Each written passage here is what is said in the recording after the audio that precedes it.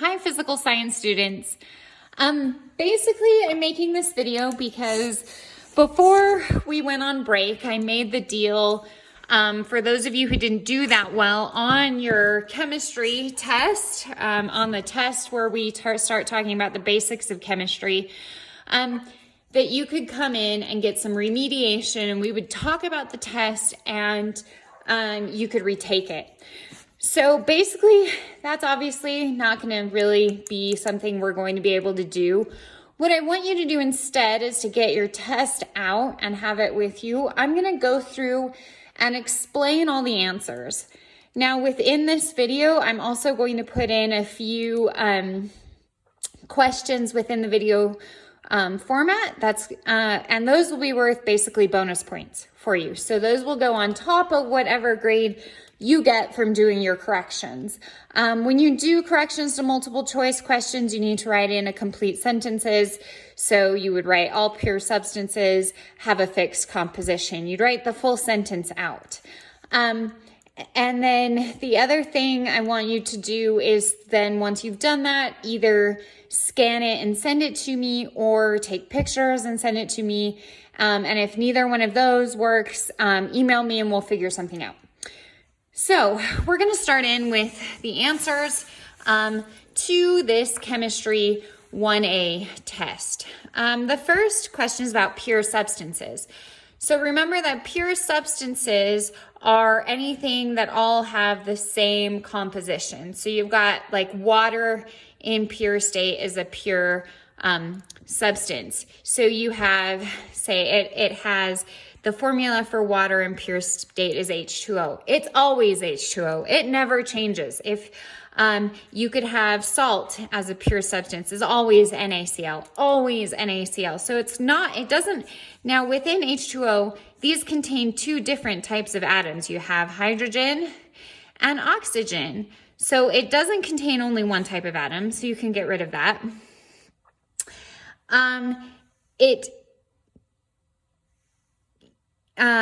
Always all pure, so if let's say you have water, that's a pure substance. Sodium chloride is a pure substance, but so is helium.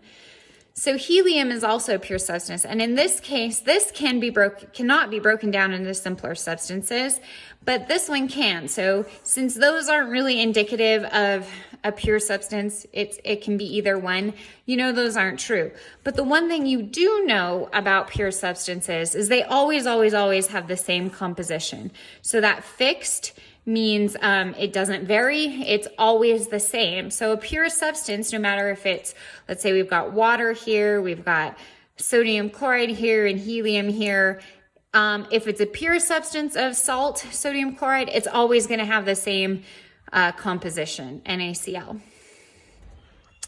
Okay. Then the next question is, you can be certain, and the key word here is certain, that a change is a chemical change if, and you have these few things. The first, these options.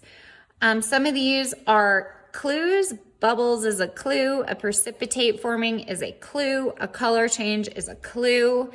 But the one thing that tells you that a chemical change has occurred, let's say you have hydrogen and oxygen, they combine to make H2O, is you have a completely new substance. So that's the one thing that makes you certain a chemical change has occurred, is that you have these new substances that form. A chemical change can be reversed. You can make water out of hydrogen and oxygen. You can also take water and you can take it and make it into hydrogen and oxygen. It can go both ways. So chemical changes can be reversed. That happens. You can do that all the time. But the one thing that tells you that a chemical change has definitely occurred is that these new substances have formed. The next thing is, which statement best explains what takes place for water to boil? You have some options. You have water releases energy to its surroundings. If water releases energy, that means it's going from a higher state to a lower state. So this would only be true for, say, condensation and freezing. So that's not true. Bubbles rise to the surface. Well, yes, that happens, but that's not what makes it boil. Molecules on the surface of the water overcome the attractions of neighboring molecules. Do you remember when we talked about water boiling, that was one of the things that we talked about is these molecules on the surface, all this heat going in here was going into making these molecules liberate from their others off the surface of the water and become water vapor. So molecules at the surface of the water overcome the attractions of neighboring molecules is true. Vapor pressure of the water becomes equal to atmospheric pressure. Yeah, that's not true. And the temperature of the water increases. We know that doesn't happen from the lab we did. The temperature of water stays the same through boiling. So you know that it's this overcoming the attractions of neighboring molecules, that enough energy goes into these molecules for them to get away from the others. So which of these statements about an enclosed gas is true? Assume all quantities are constant except the two variables described in each statement.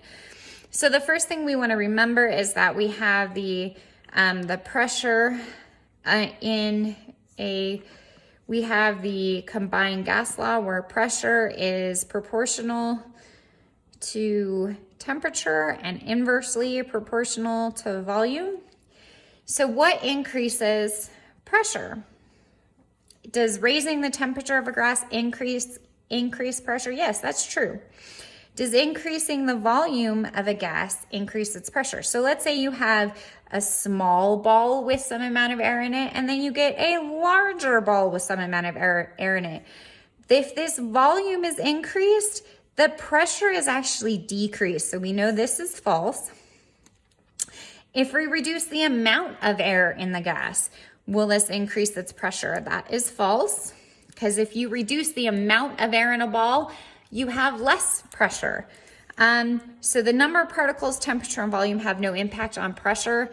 That is definitely false. All three of these quantities have an impact on pressure. So raising the temperature of the gas will increase its pressure. So you want to make sure that you mark A. Now, next on our multiple choice, it's kind of hard to see, but you have all these,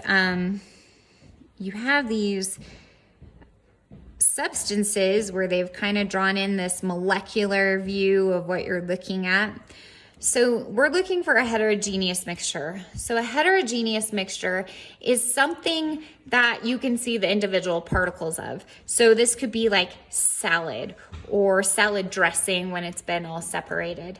And one of these, so these ones, you can't see them very well in the video, I realize.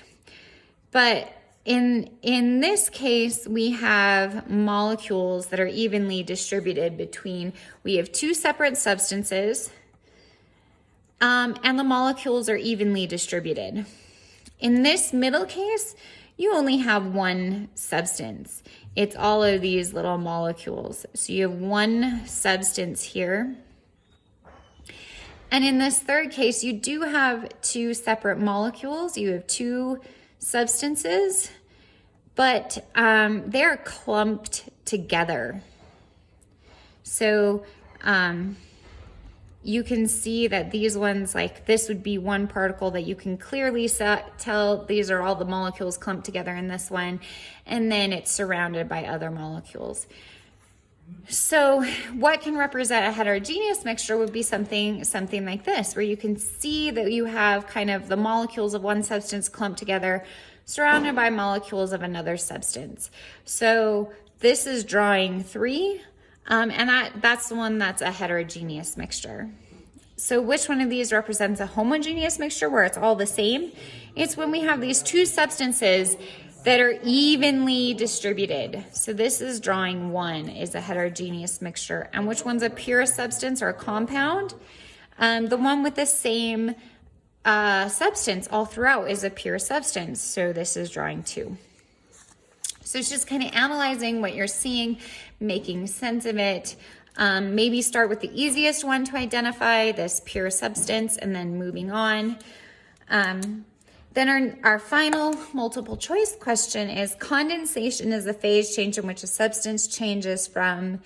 So remember, when we have something condensing, we have, say, water vapor, which is a gas, and it condenses into a liquid. So condensation is a gas to a liquid, E. I misspoke. We have number 9, which is also multiple choice. You have these 2 containers of gas. The particles, so they have the same number of particles. You have the same number in each of these. So if this volume is twice what this one is, which one of these is going to have higher pressure? This is definitely going to have higher pressure here.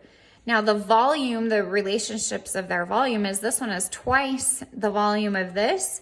So if this has higher pressure and this is 2V and this is 1V, this is going to clearly be half the pressure in this container, or I'm sorry, twice the pressure in this container as in this container because it's half the size.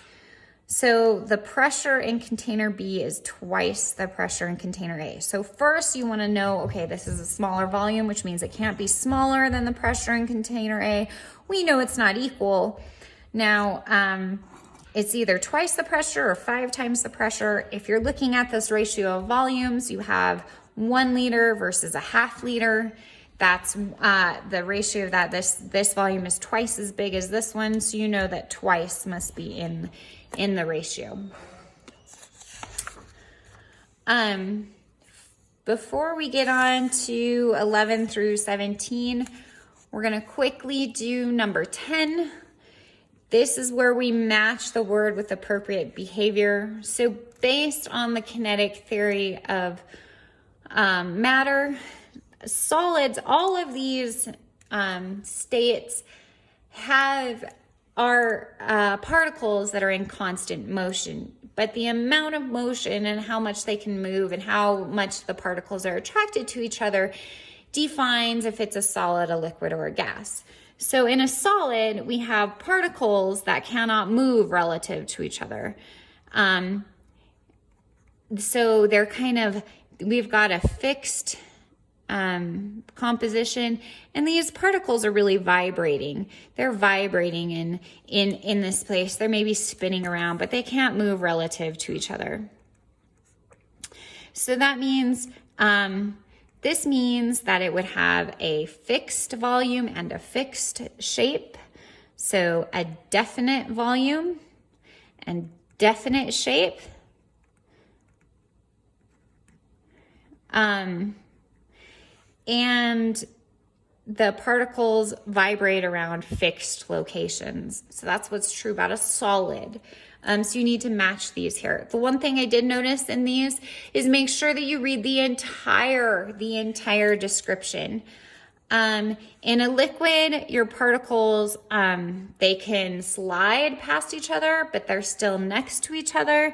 So you might have just a messier composition. They're still sliding and moving past each other, but they are always next to each other, which gives them a fixed volume, but not a fixed shape. So it would fill the volume of its container, but not the shape of, or it fits the shape of its container, but not the volume of the container. So, has a definite volume, but a variable shape. This would be a liquid.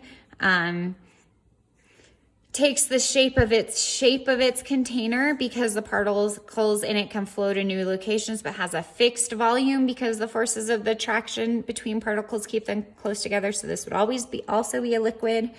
And then a gas, it takes the shape and the volume of its container because the particles aren't attracted to each other hardly at all, and they move completely randomly, and their volume and shape can change based on their container.